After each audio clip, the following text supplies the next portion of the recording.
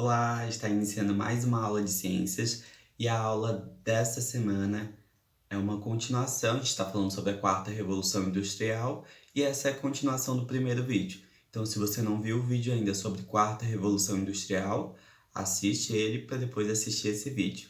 Vamos ao conteúdo.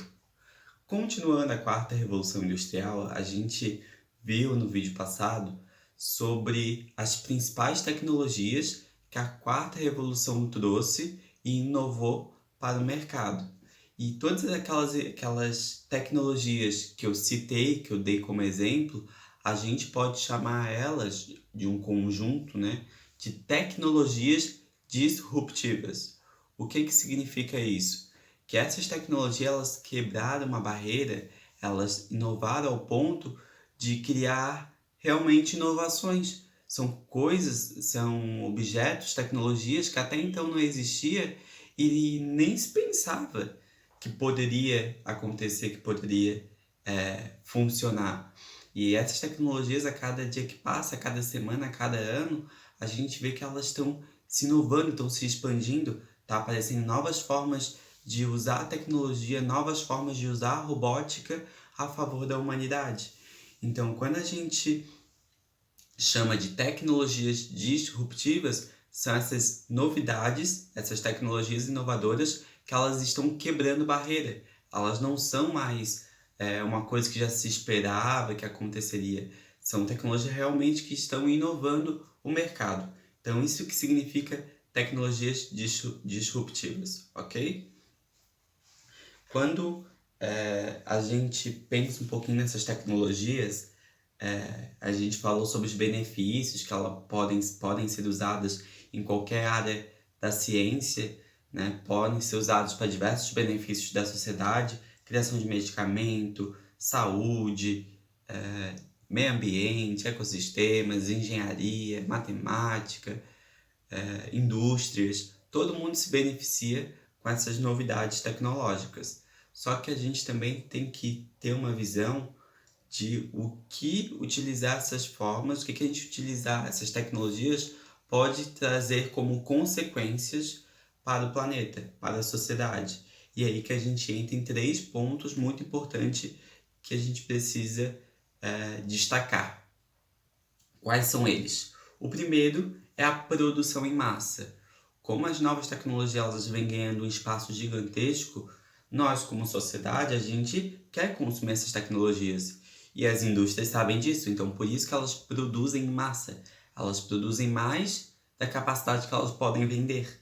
Né? Porque, querendo ou não, nem todo mundo tem dinheiro, nem todo mundo tem uma condição financeira para comprar o celular da última geração, para comprar o notebook da última geração. Porém, mesmo assim, eles continuam produzindo. E tudo aquilo que não é vendido e acaba sendo ultrapassado, né, porque em um ano surge um novo celular, então o celular antigo a galera não quer mais, a galera quer um novo celular. E esses produtos que acabam sendo produzidos, eles são descartados. Então essa produção em massa acaba gerando descarte também. Né? Descarte de diversos produtos eletrônicos, que geralmente têm substâncias químicas, substâncias tóxicas, demoram um período muito longo para se degradar no ambiente e tudo isso acaba prejudicando o ecossistema, acaba poluindo o solo, poluindo a água, poluindo a atmosfera. Então, todos esses produtos, tanto na parte da produção, do gasto de energia, da queima de combustível, do uso do petróleo para a fabricação, nós também temos a questão do descarte, ok? Que, querendo ou não, vai prejudicar o ambiente também. Então a gente tem que tomar muito cuidado com essa questão de consumismo. A gente precisa do último celular. O celular que você está usando agora ele já não preenche aquilo que você precisa. Ele não tem uma boa câmera, ele não entra nos aplicativos que você usa. Então a gente tem que pensar um pouquinho do que a gente quer e do que a gente precisa, ok? Então esse é um dos primeiros problemas desse uso de tecnologias inovadoras. Outro ponto importante é o descarte que eu já mencionei, e o terceiro ponto é que essas novas tecnologias elas estão substituindo os seres humanos. Esse processo a gente chama de automação. O que significa isso? Que os robôs, a informática, a tecnologia, ela está tirando vaga, está tirando empregos formais de seres humanos, de pessoas que são formadas na área e estão sendo substituídas por robôs. Por quê? Porque o robô faz um trabalho 10 vezes mais rápido, é um trabalho que não tem falhas, ele, ao mesmo tempo que ele vai trabalhando, ele vai se autocorrigindo. Então, se ele vê que está saindo, né, tá saindo alguma coisa que não está de acordo, ele vai lá e tem essa habilidade, essa capacidade de autocorreção. Então, os robôs eles estão ganhando muito espaço e com isso os seres humanos estão perdendo seus empregos, gerando sim uma crise econômica, né? Porque poucas pessoas trabalhando, elas não geram dinheiro, não gerando seu dinheiro, o seu salário, elas não têm o que comprar. Então isso meio que cria uma crise no mercado financeiro do país ou da cidade que está fazendo essa troca, né? Tirando vagas e empregos de vários seres humanos e colocando máquinas né? Trocando seres humanos por máquinas. Então isso sim traz diversos prejuízos econômicos e sociais para a sociedade, beleza? Outra questão importante que eu estava falando sobre robôs e internet, que eles se autocorrigem. Isso a gente pode dizer que entra na inteligência artificial. O que seria inteligência artificial? É a gente programar softwares, computadores, robôs, usando a informática e a tecnologia, para que esses robôs eles consigam substituir o trabalho humano e eles tenham não uma consciência, mas eles têm uma inteligência para saber o que eles estão fazendo, se aquilo está saindo bem, se aquilo está correto. Então, aquela questão de autocorreção, exemplo, você programou um robô para fazer impressões. E aí, no meio, ali na metade, as impressões começam a falhar.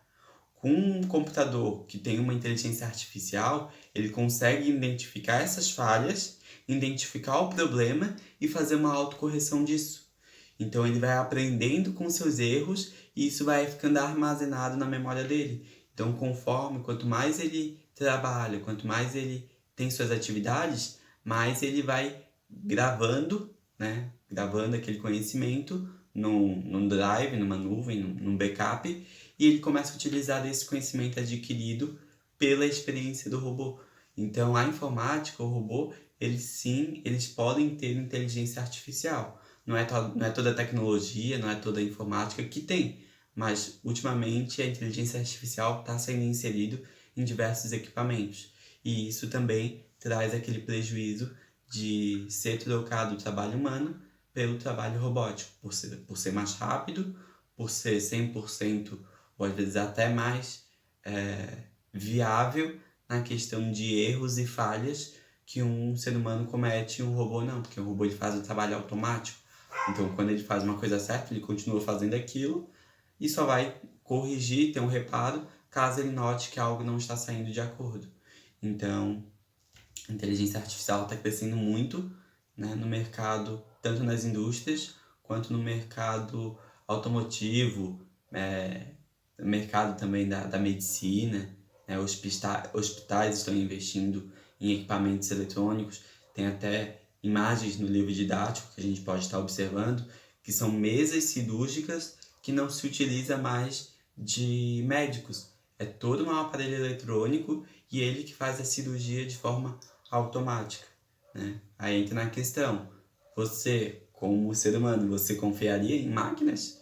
Você deixaria de ser atendido por um médico, de ter a realização de uma cirurgia, de deixar de ser de um médico para ficar responsável apenas por máquinas, equipamentos eletrônicos? Então fica esse questionamento para vocês também, ok? Espero que vocês tenham gostado desse conteúdo. Qualquer dúvida pode perguntar aqui nos comentários, beleza? A gente se vê na próxima aula.